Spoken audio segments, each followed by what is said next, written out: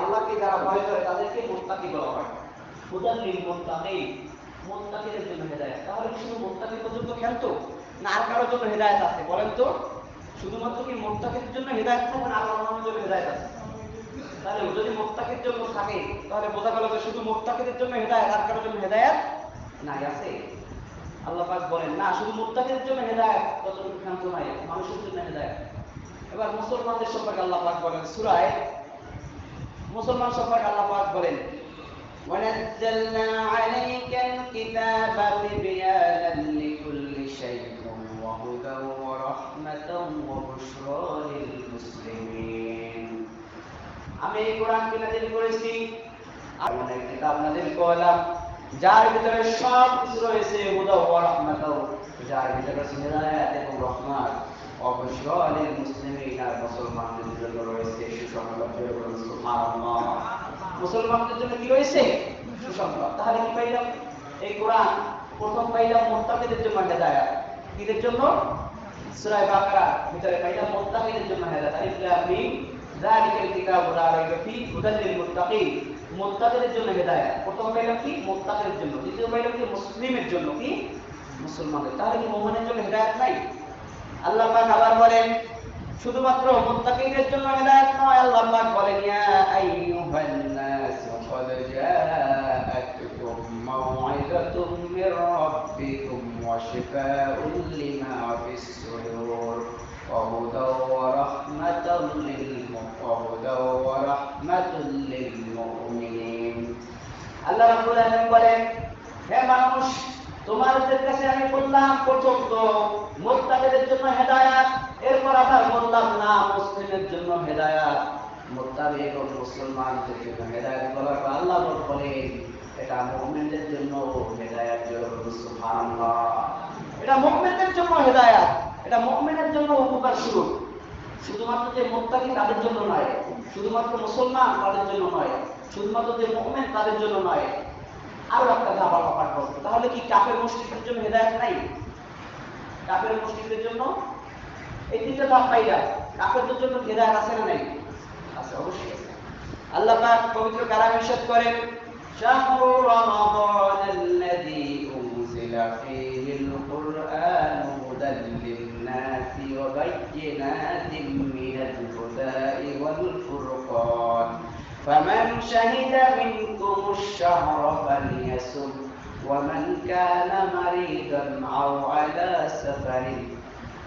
আল্লাহ পাক বলেন হুদাল লিন-নাস, শুধুমাত্র যে মুমিনের জন্য হেদায়েত তা নয়, শুধুমাত্র যে মুসলমানদের জন্য হেদায়েত তা নয়, শুধুমাত্র যে মুত্তাকিদের জন্য হেদায়েত তা নয়, বরং এই কোরআন হচ্ছে গোটা মানব জাতির জন্য হেদায়েত।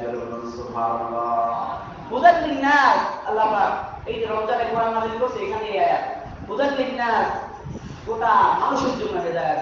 সুবহানাল্লাহ, গোটা মানব জাতির জন্য। যাতে মানব জাতির ভিতরে যদি হেদায়েত থাকে, তাহলে এই কোরআনটা মানুষের ভিতর মুসলমান আছে না নাই, মুত্তাকি আছে না নাই, মুমিন আছে না নাই, কাফের মুশরিক আছে না নাই, গোটা মানুষের জন্য হেদায়েত। সুতরাং এই কোরআন কোনো সাধারণ বিষয় নয়, এই কোরআনটা কোনো সাধারণ কথা নয়। আল্লাহ পাক পবিত্র কালাম যখন নাযিল করেছেন, আল্লাহ রাব্বুল আলামিন মানুষের সামনে চ্যালেঞ্জ ছুড়ে দিয়েছেন, এমন এক চ্যালেঞ্জ দিয়েছেন যে চ্যালেঞ্জ মানুষ যদি গ্রহণ করতে কখনোই পারে নাই, আজ পর্যন্ত সেই চ্যালেঞ্জ গ্রহণ করতে পারবে না। এমন এক চ্যালেঞ্জ দিয়েছে। কি চ্যালেঞ্জ? আল্লাহ পাক এমন এক চ্যালেঞ্জ দিয়েছেন যে মানুষ সেই চ্যালেঞ্জ আজ পর্যন্ত কেউ গ্রহণ করতে পারে না। সুবহানাল্লাহ বলে চ্যালেঞ্জ হলো এই কোরআনের মধ্যে একটা কোরআন আনিয়ে দেখাও, কোরআনের মধ্যে একটা কোরআন এনে দেখাও, যদি পারো তাহলে তোমরা তো বেশ ভালো কথা। কিন্তু আল্লাহ পাকের এই চ্যালেঞ্জ কেউ গ্রহণ করতে পারছে? কেউ গ্রহণ করতে পারে না। আল্লাহ পাক পবিত্র কালামে প্রথম চ্যালেঞ্জ দিয়েছেন قُلْ إِنِ اجْتَمَعَتِ الْإِنسُ وَالْجِنُّ عَلَىٰ أَن يَأْتُوا بِمِثْلِ هَٰذَا الْقُرْآنِ لَا يَأْتُونَ بِمِثْلِهِ وَلَوْ كَانَ بَعْضُهُمْ لِبَعْضٍ ظَهِيرًا। কাফেররা যখন এই কোরআন পাইলেন তখন বলেছে এটা জিনেরা ওহী নিয়ে আসে। কারা নিয়ে আসে? জিনেরা ওহী নিয়ে আসে। আবার কেউ কেউ বলতেছে কাফেররা মুহাম্মদ করে জাদুকর, নাউযুবিল্লাহ বলে। আবার বলেন মুহাম্মদ সাল্লাল্লাহু আলাইহি ওয়াসাল্লাম শায়ের, কবি, নাউযুবিল্লাহ বলে। আল্লাহর হাবিবকে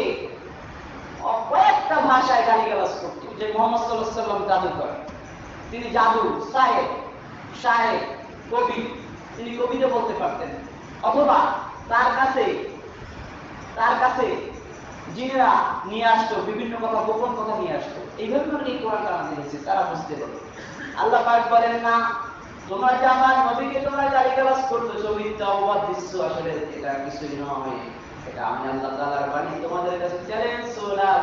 কুল লা ইন ইজতামাআতিল ইনসু ওয়াল জিন্নু আলা আন ইয়াতু বিমিসলি হাযাল কুরআন, আমি তোমাদের কাছে চ্যালেঞ্জ করলাম, তোমরা পৃথিবীর সমস্ত মানুষ একত্রিত হয়ে আমার এই কোরআনের মতো একটা কোরআন এনে দেখাও।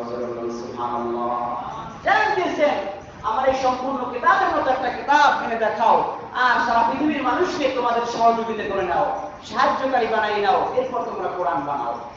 কেউ পারছে? আজ পর্যন্ত কেউ পারে না। পারার সুযোগ আছে?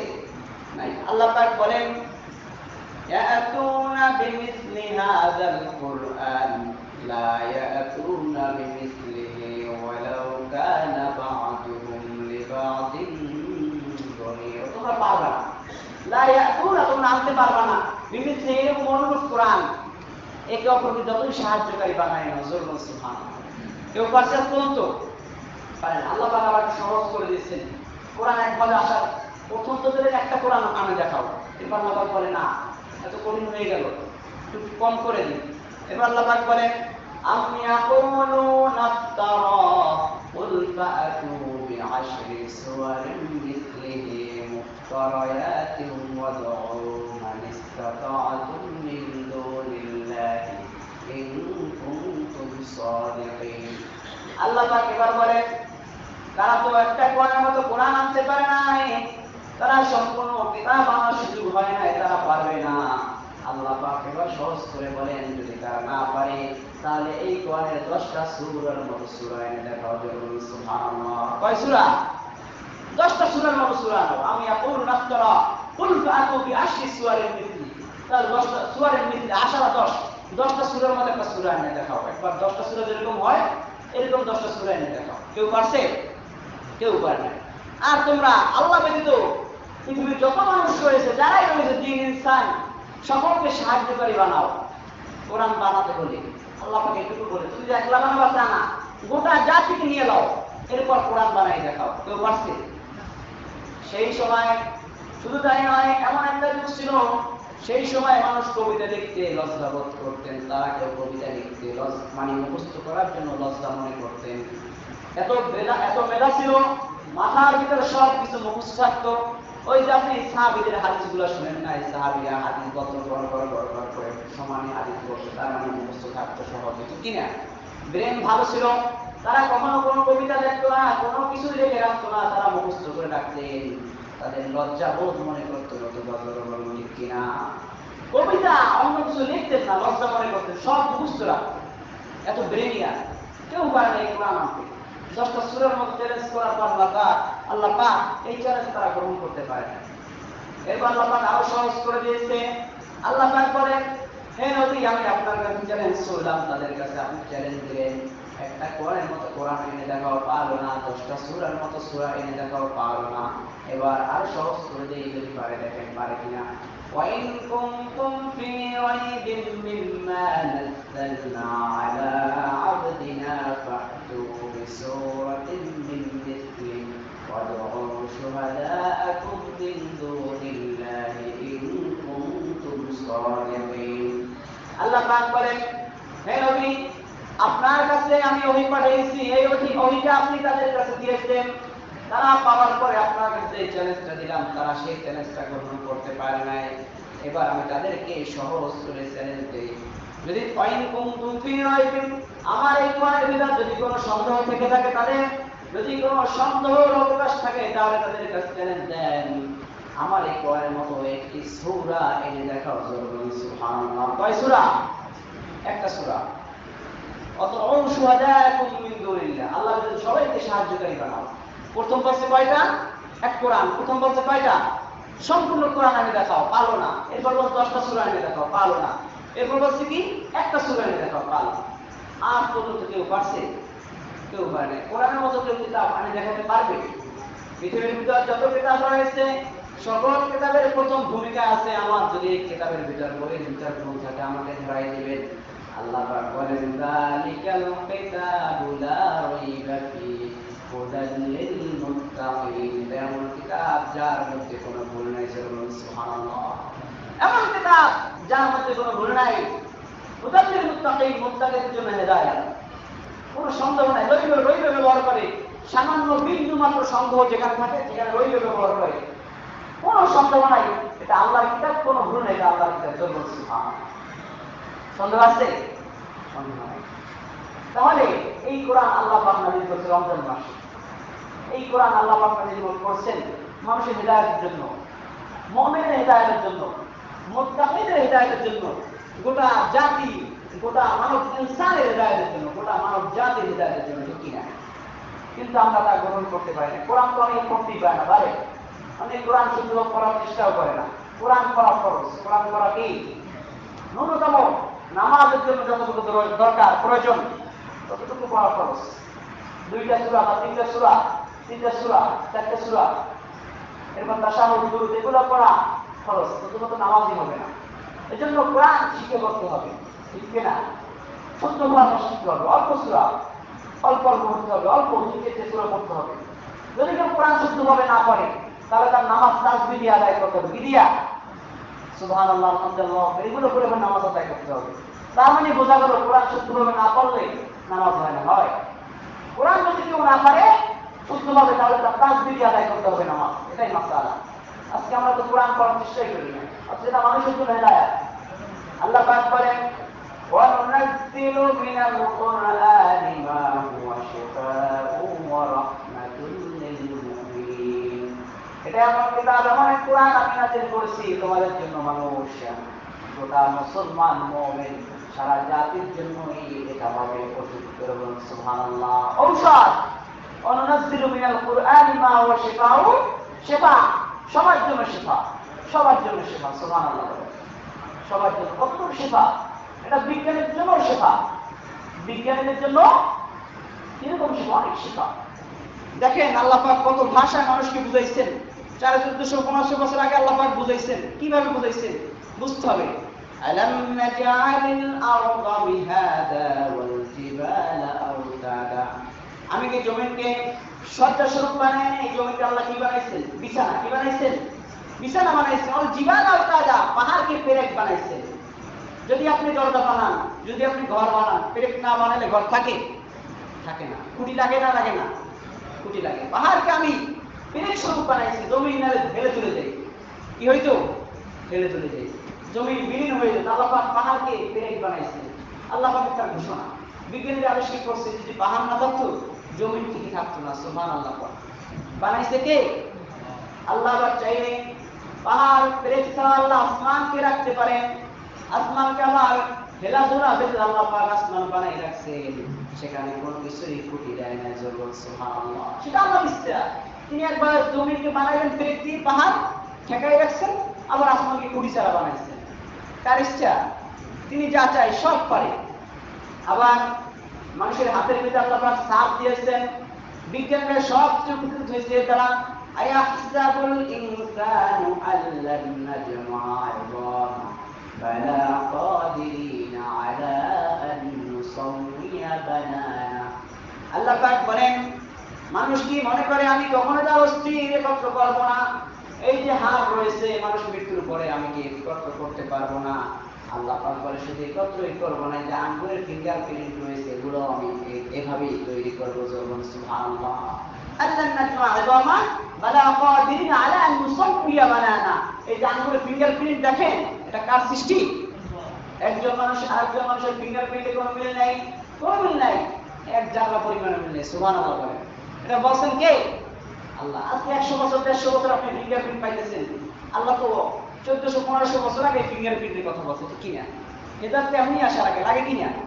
এই যে কোরআন আল্লাহর বাণী, এমনি আশা লাগে যে যে আল্লাহ পাক 1500 বছর আগে বলছেন যে আমি মানুষের হাতের ফিঙ্গারপ্রিন্ট যেটা রয়েছে এটাও আমি সেদিন এইভাবেই তৈরি করবো। সুবহানাল্লাহ। এভাবেই বানাবেন।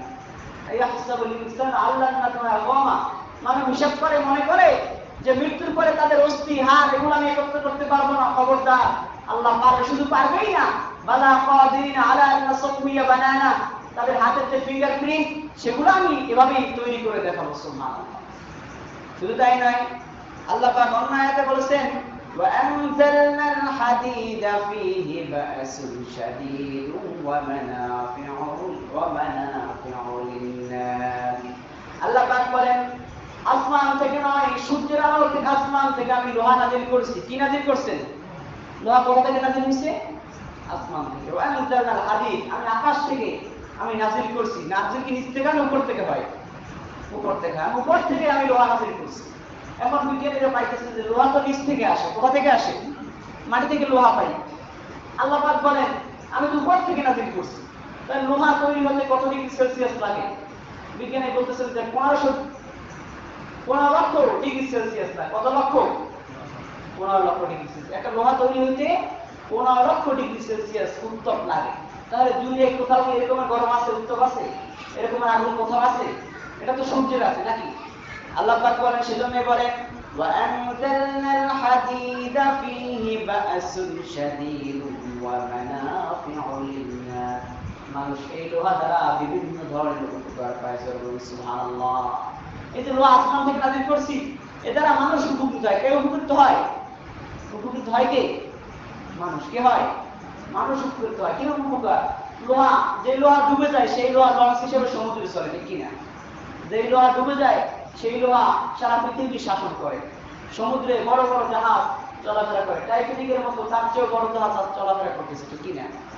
আল্লাহ পাক সেই লোহা আসমান থেকে নাজিল করছে। তিনি বলছেন সে সময় তো মানুষ বুঝতেই পারে না লোহা কোথা থেকে আসে। এখন বিজ্ঞানীরা বলতেছে না, লোহা দুনিয়ায় কোথাও লোহা তৈরির কারখানা নাই। এই যে লোহা এই যে লোহা উৎপাদন হবে প্রথম পর্যায়ে, একদম সৃষ্টি হবে, ক্রিয়েটেড হবে। এই ক্রিয়েটেড হওয়ার জন্য একমাত্র সূর্যের আলো ছাড়া কোথাও আসা সম্ভব না। সুবহানাল্লাহ। এজন্য বিজ্ঞানীরা বলতেছে না, লোহা আসমান থেকেই নাজিল হয়েছে। সুবহানাল্লাহ। সুতরাং তাই নয়, এমন কিছু আল্লাহ পাক করেন। অন্য আয়াত আল্লাহ পাক বলেন জাআলনা মিনাল মাই কুল্লা শাইইন হাই। আল্লাহ পাক বলেন মানুষকে, পৃথিবীর যত প্রাণী রয়েছে সকল প্রাণী পানি দ্বারা সৃষ্টি হয়েছে। কি দ্বারা? মাটি তো আছে কিন্তু পানি থাকতে হবে। কি থাকতে হবে? মাই হাই। হাই হলো জীবন। যত জীব রয়েছে সকল জীবের ভিতরে পানি আছে। এটা আজকে বলতেছে না 1400-1500 বছর আগে বলছে আল্লাহ? 1500 বছর আগে। বিজ্ঞানীরা বলতেছে না, কোন প্রাণী নেই পানি নেই, সকল প্রাণীর ভিতরে পানি আছে।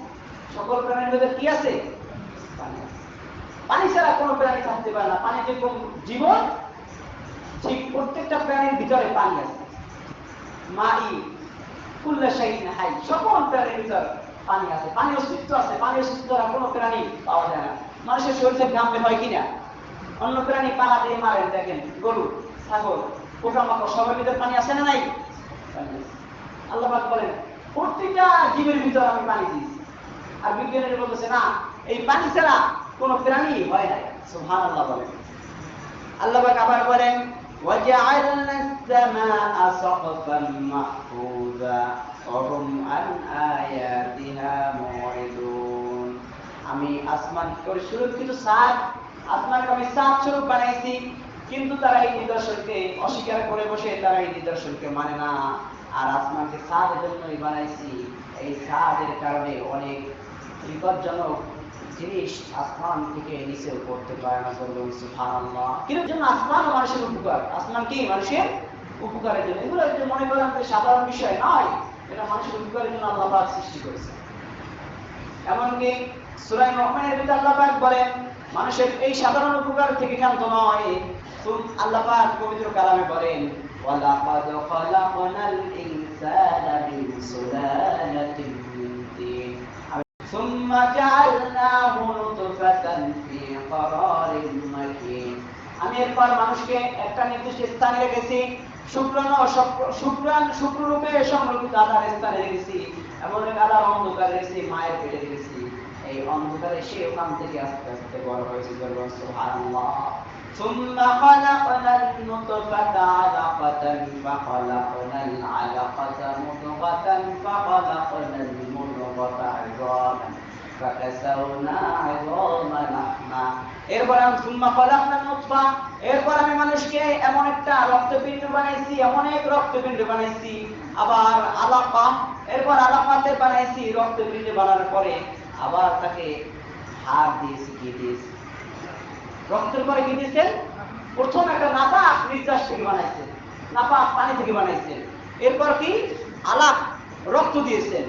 এরপর তাকে আবার গোস্তে পরিণত করছেন। কিকে পরিণত করছেন? গোস্তে পরিণত। তারপর আবার গোস্তে কিন্তু হাড়ে পরিণত করছেন। এরপর হাড়ে আবার গোস্তে পরিণত। সুবহানাল্লাহ। প্রথম কি নাপাক, একটা নাপাক, এরপর কি আল্লাহ পাক, এরপর গোস্ত বানাইছেন, সরি এরপর রক্ত বানাইছেন, এরপর আবার গোস্ত বানাইছেন, গোস্তটাকে হাড় বানাইছেন। যে গোস্তকে আল্লাহ হাড় বানায় সে হাড় বানাতে পারে না মানুষ, ঠিক কিনা? সেটা ছিল কি গোস্ত, কি ছিল কি গোস্ত, গোস্তে হাড় বানিয়েছেন। এরপর আবার সেই হাড়ের উপর গোস্ত পরিণত করছেন। এরপর রূহ দিয়েছেন। সুবহানাল্লাহ। যে আল্লাহ বানাইছেন সে আল্লাহ এখন আছে না নাই? সে আল্লাহ আমাদেরকে সৃষ্টি করেছেন, সে আল্লাহ আমাদেরকে নামাজ পড়তে বলছেন, সে আল্লাহ আমাদের জীবনের প্রতিটা পদে পদে চলার জন্য আদেশ দিয়েছেন। আমাদের প্রতিটা কাজ সে আল্লাহ হুকুম অনুযায়ী চলতে হবে কিনা? হবে কিনা? সুতরাং বুঝতে হবে এটা কোনো সাধারণ বাণী নয়, বিশ্বাস করতে হবে কোনো সাধারণ বাণী নয়।